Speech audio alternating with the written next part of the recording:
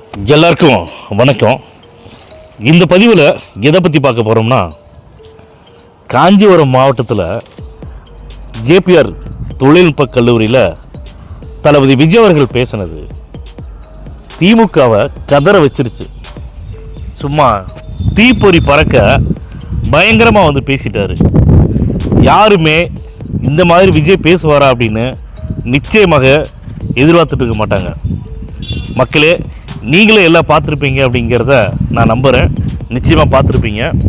தளபதி விஜய் அவர்களுடைய பேச்சு எவ்வளவு தெளிவாகவும், எவ்வளவு நேர்த்தியாகவும், எவ்வளவு தைரியமாகவும், எவ்வளவு துணிச்சலாகவும், எவ்வளவு வீரமாகவும் இருந்துச்சு அப்படிங்கிறத நம்ம எல்லாம் பார்த்துருப்போம்.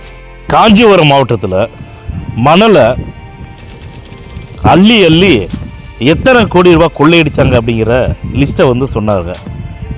அதாவதுங்க, காஞ்சிபுரம் மாவட்டத்தில் மட்டும் இல்லைங்க, தமிழ்நாட்டில் இருக்கக்கூடிய எல்லா மாவட்டங்களிலும் பார்த்தீங்கன்னா ஒரு குறிப்பிட்ட லிமிட் ஒன்று வச்சுருப்பாங்க மணல் அள்ளுறதுக்கு. அந்த லிமிட்டெல்லாம் தாண்டி எக்கச்சக்கமான மணலை அள்ளி அள்ளி கொள்ளையடித்து பல கோடி ரூபாய் திமுக அரசு கொள்ளையடிச்சிட்டாங்க. இதை நான் சொல்லலைங்க, அதிகாரப்பூர்வமாகவே எல்லாமே இருக்குது. அமலாக்கத்துறை விசாரணை பண்ணிட்டு இருக்கிறாங்க.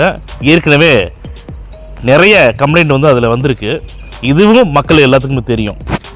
விஜய் அவர்கள் பார்த்தீங்கன்னா 1951 வருஷம் பிப்ரவரி 2ஆம் தேதி வந்த மர்மயோகி திரைப்படத்திலிருந்து ஒரு முக்கியமான வசனத்தை பேசினாங்க.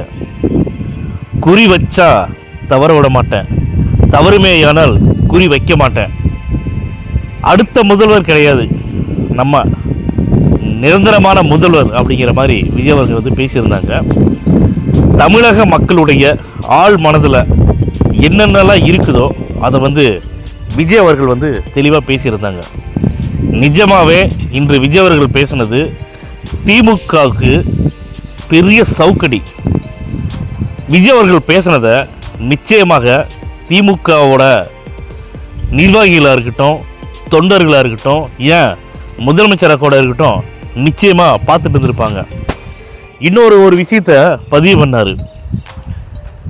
விஜயை தொட்டுட்டீங்க, விஜயோட மக்களை தொட்டுட்டீங்க, உங்களை நான் சும்மாவே விட மாட்டேன் அப்படின்னு விஜய் அவர்கள் தெளிவாக தைரியமாக பேசினாங்க. ஏன் தைரியமாக பேசுனாங்கன்னா, தமிழக மக்களுடைய ஆதரவு விஜய் அவர்களுக்கு இருக்குது. விஜய் அவர்கிட்ட முதலமைச்சராக தேர்ந்தெடுக்க தமிழக மக்கள் முடிவு பண்ணிட்டாங்க அப்படிங்கிறத ஆணித்தரமாக சொல்லியிருக்காங்க. இதுதான் நடக்கும்.